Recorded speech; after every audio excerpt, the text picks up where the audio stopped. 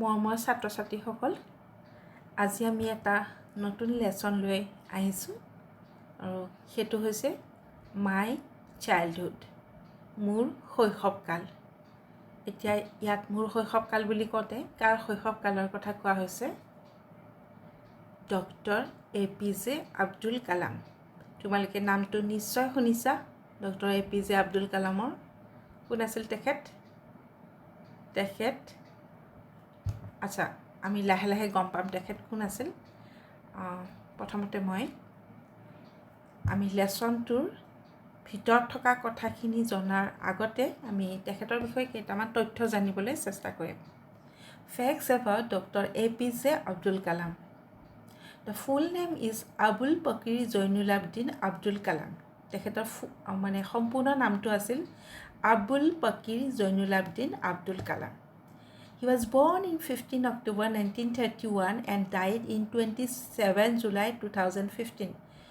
তেখেতে 1931 চনৰ 15 অক্টোবৰ তাৰিখে জন্মগ্ৰহণ কৰিছিল আৰু 2015 চনৰ 27 জুলাই তাৰিখে মৃত্যুমুখত পৰিছে। He was the 11th President of India from 2002 to 2007. তেখেত ভাৰতবৰ্ষৰ 11 নম্বৰ গৰাকী ৰাষ্ট্ৰপতি আছিল। কেতিয়াৰ পৰা কেতিয়ালৈ? 2002 চনৰ পৰা 2007 চনলৈ। He was associated with DRDO, Defense Research Development Organization, and ISRO, Indian Space Research Organization. এইসমূহ খুব দৰকাৰী আৰু ফেমাছ অৰ্গেনাইজেশ্যনত অৰ্গেনাইজেশ্যনৰ লগত তেখেত জড়িত হৈছিল, তেখেতে তাত কাম কৰিছিল। He was known as the Missile Man of India. তেখেতক কি বুলি জনা যায়? Missile man of India. তেখেতে নিউক্লিয়াৰ টেকন'লজি, এটম বম যিবোৰ আমি বুজোঁ সেইবোৰৰ কাৰণে কাম কৰিছিল, সেইবোৰৰ ওপৰত বিভিন্ন ধৰণৰ গৱেষণা কৰিছিল, আৱিষ্কাৰ কৰিছিল। তেখেতক মিছাইল মেন অফ ইণ্ডিয়া বুলি জনা যায়। He was a recipient of several prestigious awards including Bharat Ratna. তেখেত ভাৰত ৰত্নকে অন্তৰ্ভুক্ত কৰি বহুতো সন্মানজনক পুৰস্কাৰ লাভ কৰিছিল। তেখেতৰ বিষয়ে এইকেইটাই তথ্য নহয়, তেখেতৰ বিষয়ে জানিবলগীয়া আৰু যথেষ্ট কথা আছে, কিন্তু সদ্যহতে আমি এইকেইটাই আমি জানিম আৰু লেসনটো পঢ়াৰ লগে লগে আৰু বেছি কথা আমি তেখেতৰ বিষয়ে গম পাম। লেসনটো ষ্টাৰ্ট কৰাৰ আগতে মই আৰু কেইটামান কথা ক'বলৈ বিচাৰিছোঁ তোমালোকক, যে ডক্টৰ APJ আব্দুল কালামে ল'ৰা ছোৱালীসকলক খুব ভাল পাইছিল। ল'ৰা ছোৱালী বা ছাত্ৰ ছাত্ৰীসকলক বা কিশোৰীসকলক তেখেতে যথেষ্ট অনুপ্ৰেৰণা যোগাইছিল। সেই ল'ৰা ছোৱালীসকলে যাতে তেওঁলোকৰ প্ৰতিভাসমূহ বিকাশ কৰি তেওঁলোকক আগুৱাই লৈ যাব পাৰে, তাৰ কাৰণে তেখেতে বিভিন্ন সভা সমিতি আদিৰ জৰিয়তে ল'ৰা ছোৱালীক লগত কনভাৰ্চেশ্যন কৰিছিল, কথা বতৰা পাতিছিল আৰু তেওঁলোকক বিভিন্ন ধৰণে মটিভেট কৰিছিল বা অনুপ্ৰেৰণা যোগাইছিল, ইনস্পায়াৰ কৰিছিল। ঠিক আছে। আৰু তেখেতে ল'ৰা ছোৱালীসকলক অনুপ্ৰেৰণা যোগোৱাৰ কাৰণে বিভিন্ন সুন্দৰ কথা কৈ গৈছে। তাৰ ভিতৰত ইয়াত মই এটা দিছোঁ, চোৱা। APJ Abdul Kalam's sayings about dream মানে জানা তোমালোকে সপোনৰ বিষয়ে ডক্টৰ APJ আব্দুল কালামৰ ক'বলগীয়া কথা। কি কৈছিলে তেখেতে? Dream is not that which you see while sleeping.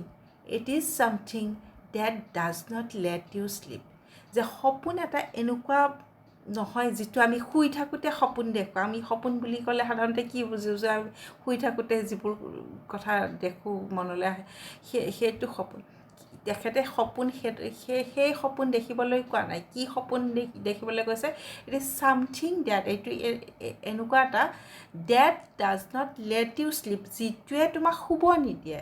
সপোন এনেকুৱা হোৱা উচিত যিটো সপোনে তোমাক শুব নিদিয়ে।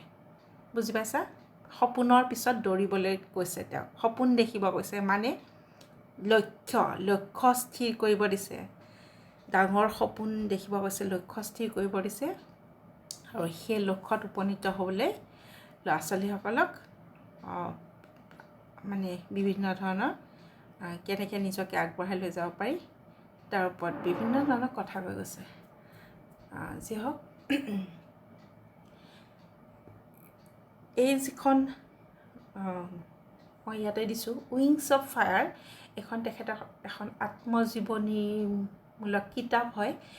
তেখেতৰ এই আত্মজীৱনীমূলক কিতাপখনৰ পৰাই এই তোমালোকৰ ইয়াত যিটো কিতাপত দিয়া আছে মাই চাইল্ডহুড নামৰ লেচনটো লৈ অনা হৈছে। গতিকে সেই কিতাপখনৰ এইটো কভাৰ পেজ হয়। ঠিক আছে, ইয়াৰ আগতে আমি প্ৰথমতে কি কৰিম, বিফৰ ইউ ৰিড বুলি যিখিনি কথা আছে লেচনটোৰ মূল কথাখিনি জনাৰ আগতে বিফৰ ইউ ৰিড লেচনটো জনাৰ আগত পঢ়িবলগীয়া কথাখিনি মই কি লিখা আছে মই অলপ পঢ়ি দিছোঁ। Can you think of any scientist who have also' been statesmen? এনেকুৱা তোমালোকে কিছুমান বৈজ্ঞানিকৰ কথা জানা নেকি যে নেকি ষ্টেটছমেন আছিল? ষ্টেটছমেন মানে ৰাজনীতি বা দেশৰ কামৰ লগত জড়িত, তেখেতে আছিলে। আৰু বহুতো আছে, তোমালোকক ভাবিব দিছে। এইটো তোমালোকলৈ মই প্ৰশ্ন ৰাখি দিলোঁ, তোমালোকে ভাবিবা, চাৰ্চ কৰিবা, তেতিয়া জানিব পাৰিবা। আৰু APJ Abdul Kalam, whose projects in space, defense and nuclear technology guided India into 21st century, became our 11th president in 2002. তেখেতে বিভিন্ন ধৰণৰ মহাকাশৰ লগত জড়িত কিছুমান প্ৰজেক্ট, ডিফেন্স প্ৰতিৰক্ষা বাহিনী আৰু নিউক্লিয়াৰ টেকন'লজি, এটমিক বম ইত্যাদি বিভিন্ন তেখেতে গৱেষণা বৈজ্ঞানিক তেখেতৰ কৰ্মৰ লগত তেখেত জড়িত হৈ আছিল। আৰু 21 শতিকাত আৰু কি হৈছিল, তেখেতে 11th প্ৰেছিডেণ্ট 2002 চনত। এইটো কথা ইতিমধ্যে কোৱা গৈছে তোমালোকক। ইন হিজ অট'বায়'গ্ৰাফি মানে হৈছে আত্মজীৱনী, তেওঁৰ আত্মজীৱনী wings of fire, he speaks of his childhood, তেওঁৰ শৈশৱকালৰ বিষয়ে কৈছে। গতিকে এই লেচনটো সেই উইংছ অফ ফায়াৰ নামৰ কিতাপখনৰ পৰাই লৈ অনা হৈছে। এই উইংছ অফ ফায়াৰ নামৰ কিতাপখন তোমালোকে পাৰিলে পঢ়িবলৈ যত্ন কৰিবা। এইখন অসমীয়া ভাষাটো অনুবাদিত হৈছে। অসমীয়াত এইখনৰ নাম ৰখা হৈছে অগ্নি দেউকা। গতিকে চান্স পালে তোমালোকে পঢ়িবা কিতাপখন। এতিয়া আমি লেচনৰ মূল কথাখিনিলৈ আগবাঢ়োঁ। Paragraph 1. I was born into a middle-class Tamil family in the island town of Rameswaram in the erstwhile Madras state. মোৰ erstwhile মানে আগৰ, পূৰ্বৰ মাদ্ৰাছ ৰাজ্যৰ ৰামেশ্বৰম টাউন, যিখন এখন আইলেণ্ড টাউন হয়, দ্বীপৰ মাজত থকা টাউন বা কোষ্টেল টাউন, সাগৰৰ পাৰত থকা। গতিকে ৰামেশ্বৰম টাউনৰ মোৰ এটা মধ্য শ্ৰেণীৰ এটা তামিল পৰিয়ালত মোৰ জন্ম হৈছিল। My father Jainulabdeen had neither much formal education nor much wealth. মোৰ দেউতা জৈনুল আবদিনৰ বেছি আনুষ্ঠানিক শিক্ষাও নাছিল, নতুবা বেছি সম্পত্তিও নাছিল। Despite this disadvantages he possessed great innate wisdom and a true generosity of spirit. এইবোৰ অসুবিধা স্বত্তেও তেওঁৰ কি আছিল?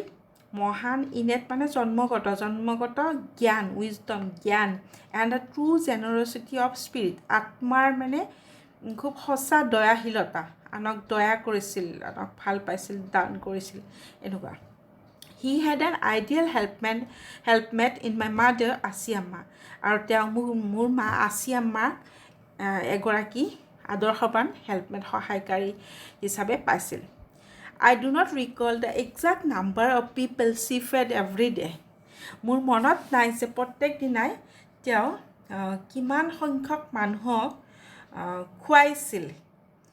প্ৰকৃত সংখ্যাটো মোৰ মনত নাই, but I am quite certain, কিন্তু মই সম্পূৰ্ণ নিশ্চিত ডেট যে ফাৰ মোৰ outsiders ate with us than all the members of our own family put together. কিন্তু এটা কথা মই নিশ্চিত যে আমাৰ পৰিয়ালৰ আটাইবোৰ সদস্য সংখ্যাত মিলি পেলাই যিমান মানুহ হ'ব বা সদস্য হ'ব, তাতকৈ বহুত বেছি বহিৰাগত বা বাহিৰৰ পৰা অহা মানুহ আমাৰ ঘৰত খাইছিল, মোৰ মায়ে খুৱাইছিল ইমানেই তেখেত মানে ভাল আছিল মানে আনক মৰম কৰিছিল চেনেহ কৰিছিল পেৰাগ্ৰাফটো লৈ আহিছোঁ I was one of many children, a short boy with rather undistinguished looks. মই বহুতকেইটা ল'ৰা ছোৱালীৰ ভিতৰত এজন আছিলোঁ মোৰ ঘৰত আৰু a short boy চুটি চাপৰ ল'ৰা with rather undistinguished looks. মোৰ চেহেৰাটো বৰ বেছি লেখত ল'বলগীয়া বিধৰ নাছিল মানে দেখাত ভাল নাছিল born to tall and handsome parents কিন্তু মোৰ মা দেউতা ওখ আছিল আৰু হেণ্ডচাম ধুনীয়া আছিল We lived in our ancestral house. Ancestral মানে পূৰ্বপুৰুষৰ আমি পূৰ্বপুৰুষৰ ঘৰত বাস কৰিছিলোঁ পূৰ্বপুৰুষৰ বনোৱা ঘৰটোতে বাস কৰিছিলোঁ which was built in the middle of the 19th century যিটো ঘৰ 19 শতিকাৰ মাজভাগত সজা হৈছিল It was a fairly large pakka house made of limestone and brick. এইটো এটা চূণশিল আৰু ইটাৰে নিৰ্মিত ডাঙৰ পকী ঘৰ আছিল On the Moss Street in Rameswaramৰ Moss Streetত My austere father used to avoid all inessential comforts and luxuries. মোৰ সহজ সৰল দেউতাই ত্যাগ কৰিছিল সকলোবোৰ inessential comforts অদৰকাৰী আৰাম and luxuries লাভিলা However, all necessities were provided for in terms of food, medicine and clothes. খাদ্য ঔষধ আৰু কাপোৰৰ ক্ষেত্ৰত সকলোবোৰ প্ৰয়োজনীয়তাই পূৰণ কৰা হৈছিল মানে দৰকাৰী যিবোৰ তেওঁলোকৰ প্ৰয়োজনীয়তা আছিল তেওঁলোকৰ পৰিয়ালত তেওঁৰ দেউতাকে সেই প্ৰয়োজনবোৰ পূৰণ কৰিছিল কিন্তু অদৰকাৰী ধৰণৰ বস্তুবোৰ জ্ঞান আছিল In fact, I would say mine was a very secure childhood. প্ৰকৃততে মই ক'ম যে মোৰ শৈশৱ কালটো খুব এটা নিৰাপদ শৈশৱ কাল আছিল both materially and emotionally. উভয়ে বৈষয়িকভাৱে আৰু আৱেগিকভাৱে বৈষয়িকভাৱে মানে যিবোৰ বস্তু পাব লাগে মই পাইছিলোঁ মোৰ প্ৰয়োজনীয় বস্তুবোৰ পাইছিলোঁ and emotionally আৰু আৱেগিকভাৱে মানে মৰম চেনেহেৰে আগুৰি থকা এটা মই পৰিয়াল পাইছিলোঁ গতিকে মেটেৰিয়েলি এণ্ড ইম'চনেলি চিকিউৰ চাইল্ডহুড এটা তেওঁ পাইছিল paragraph 3 the second world war broke out in 1939 আমি জানো যে 1939 চনত কি হৈছিলে দ্বিতীয় বিশ্বযুদ্ধ আৰম্ভ হৈছিল when I was 8 years old আৰু মই যেতিয়া 8 বছৰ বয়সৰ আছিলোঁ For reasons I have never been able to understand, a sudden demand for tamarind seeds erupted in the market. যে কি কাৰণত মই বুজি নাপালোঁ যে হঠাৎ এটা চাহিদা আহি পৰিছিল কিহৰ for tamarind seeds তেতেলী গুটি tamarind মানে তেতেলী seeds তেতেলী গুটি যিটো মানে বজাৰত সেই চাহিদাটো বৃদ্ধি পাইছিল I used to collect the seeds and sell them to a provision shop on Moss Street. আৰু মই কি কৰিছিলোঁ সেই তেতেলী গুটিবোৰ সংগ্ৰহ কৰিছিলোঁ অ'ৰ পৰা সংগ্ৰহ কৰিছিলোঁ আৰু কি কৰিছিলোঁ মছ ষ্ট্ৰীটত থকা এখন সুলভ মূল্যৰ দোকানত বিক্ৰী কৰিছিলোঁ A day's collection would fetch me the princely sum of 1 anna. আৰু সেই দিনটোৰ সংগ্ৰহ যিবোৰ মই কালেকশ্যন কৰিছিলোঁ তেতেলী গুটি সেইবোৰে মোক কি কৰিছিলে 1 আনা এটা মোক ভাল এটা মানে উপাৰ্জনে দিছিল 1 আনা মানে তেতিয়াৰ দিনত এইটো বহুত পইচা সেইটো আমি এতিয়া কল্পনাও কৰিব নোৱাৰোঁ 1 আনা এতিয়া নাই তেনেকুৱা পইচা আমি এতিয়া দেখিবলৈ নাপাওঁ কিন্তু 1 আনা তেতিয়া 1 আনাৰ মূল্য যথেষ্ট আছিল My brother-in-law Jalaluddin would tell me stories about the war which I would later attempt to trace in the headlines in Dinamoni মোৰ ব্ৰাদাৰ ইন ল ভিন্দৌ জালালুদ্দিনে মোক কি কৈছিল যুদ্ধৰ কথাবোৰ মোক যুদ্ধৰ কাহিনীবোৰ মোক কৈছিল আৰু সেই কথাবোৰে মই পাছত দিনমণি নামৰ যিখন বাতৰি কাকত তাৰ হেডলাইনত মই পঢ়িবলৈ পাইছিলোঁ Our area being isolated যে আমাৰ সেই অঞ্চলটো কেনেকুৱা আছিল আইছলেটেড নিসংগ মানে নিজান মানে একাষৰীয়া was completely unaffected by the war আৰু সম্পূৰ্ণৰূপে কি আছিলে যুদ্ধৰ প্ৰভাৱৰ পৰা মুক্ত আছিল বাট soon India was forced to join the allied forces আৰু অতি সোনকালে ভাৰতবৰ্ষৰ এলাইড ফ'ৰ্চটো আটাইবোৰ দেশে যোগ দিবলগীয়া হৈছিলে যুদ্ধত এলাইড ফ'ৰ্চত যোগ দিবলৈ বাধ্য হৈছিল and something like a state of emergency was declared আৰু জৰুৰীকালীন অৱস্থা ধৰণৰ এটা কি হৈছিলে ঘোষণা কৰা হৈছিলে The first casualty came in the form of the suspension of the train halt at Rameswaram Stadium. আৰু প্ৰথম মানে অথন্তৰটো সেই যিটো ইমাৰ্জেঞ্চি ঘোষণা কৰাৰ পাছতেই যিটো প্ৰথম অথন্তৰ হৈছিল বা বিপদ হৈছিল সেইটোৱে আছিল কি আছিল ৰামেশ্বৰম ষ্টেচন যে ট্ৰেইনৰ ষ্টেচন সেই ষ্টেচন যে ৰয় যে হল্ট ৰয় সেইটো বাতিল কৰা হৈছিলে মানে ৰ'বলৈ দিয়া হোৱা নাছিলে বন্ধ কৰি দিছিল The newspapers now had to be bundled and thrown out from the moving train on the Rameswaram road between Rameswaram and Dhanushkodi. আৰু এতিয়া সেই বাতৰি কাকতবোৰ যিবোৰ ট্ৰেইনত আহিছিল আৰু ৰামেশ্বৰম ষ্টেচনত নমোৱা হৈছিল আগতে এতিয়া কি কৰিবলগীয়া হ'ল সেই বাতৰি কাকতবোৰ বান্ডিল কৰি পেলাই ৰামেশ্বৰম আৰু ধানুষ্কদিৰ মাজত ট্ৰেইনৰ পৰা দলিয়াই দিবলগীয়া হ'ল That forced my cousin Samsuddin, who distributed newspapers in Rameswaram, to look for a helping hand to catch the bundles. আৰু মোৰ কাজিন শামছুদ্দিনে সেই নিউজ পেপাৰৰ ব্যৱসায় কৰিছিল নিউজ পেপাৰ আনিছিল আৰু এইবোৰ বিলাইছিল এতিয়া কি কৰে তেওঁক এটা হেল্পিং হেণ্ড লগাও সহায়কাৰী এজন কোনোবা প্ৰয়োজন হ'ল কিহৰ বাবে সেই বান্ডিলবোৰ ধৰিবলৈ যিবোৰ বান্ডিল ট্ৰেইনৰ পৰা দলিয়াই দিয়া হৈছিলে সেই বান্ডিলবোৰ ধৰিবলৈ সহায়কাৰী মানুহ এজনৰ প্ৰয়োজন হ'ল and as if naturally I fill the slot আৰু স্বাভাৱিকভাৱে সেই প্ৰয়োজনটো মই পূৰণ কৰিছিলোঁ Shamsuddin help me earn my first wages আৰু শামছুদ্দিনে মোৰ প্ৰথম হাজিৰা প্ৰথম